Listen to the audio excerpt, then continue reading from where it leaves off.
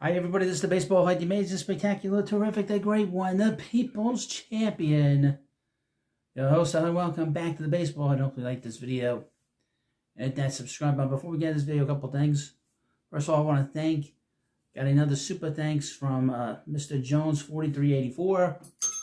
And of course, whenever you send me a super thanks, you get a shout out and you get highlighted in the community post. A couple other things. If you haven't noticed, the views on the channel have completely collapsed because this is February. We're in spring training. So don't think that I'm doing anything wrong. It's just the algorithm does that this time of year. It's very annoying and frustrating, just so you know. And of course, just want to let people know that. But more importantly, the Mets beginning spring training. I know one thing, the Mets don't have the problems that the Yankees have. They don't have the munchkin of Melville has not shown up to the Yankees camp. It's Marcus Stroman. Never forget, the munchkin is all mad that his name has been bandied about in trade talks. Very petulant guy, very strange guy. I'm glad he's not with the Mets no longer. But I have an article for you on SI.com. And one of the big names, and really the big name that's being talked about and bandied about, is Vladimir Guerrero Jr. He is in like this sort of negotiation with the Blue Jays, and they are staring down a deadline. He has set a deadline that if he's not signed by the time he reports to spring training with the Blue Jays, that he's going to go the whole season and not negotiate. So that's out there. My opinion, I'm not going to give you my opinion, because when I've given my opinion on Guerrero Jr., people get mad at me. But I'll read you what they put out an article, and this is the headline. Did David Stearns suggest Mets are out on future Vladimir Guerrero Jr. pursuit? People talking about it? I'm going to talk about it here. David Stearns. See, sometimes I read these articles and people get mad at me thinking it's my idea. Like, a trade proposal is my idea. What's wrong with you? Blah, blah, blah. David Stearns may have inadvertently explained why the Mets won't be pursuing Vladimir Guerrero Jr. in free agency next season. I would mention again, if I give you my opinion on Guerrero Jr., people take it very personal. Extremely, I don't know why. It's very strange.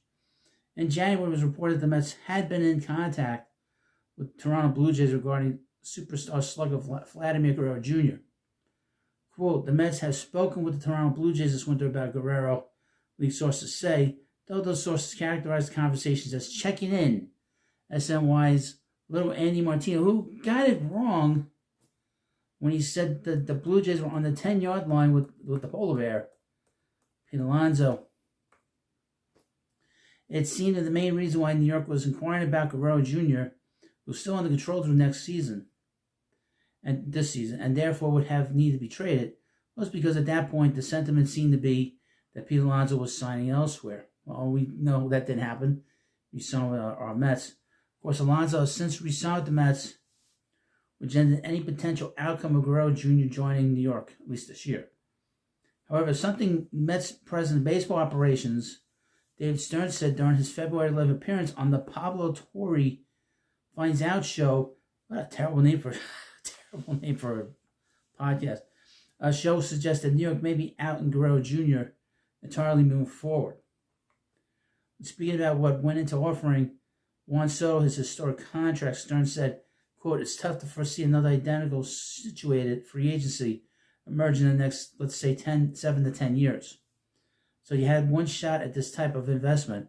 We put our best foot forward, and fortunately, we got it. Quote, regardless of how deep an organization pockets are, you can't do multiple of these. In terms of these generational type of contracts, probably have one shot to shoot. We felt that this was the right person to take that shot, he added. I'm not saying this. This is the Mets boss saying this. Early estimates suggest that Guerrero Jr.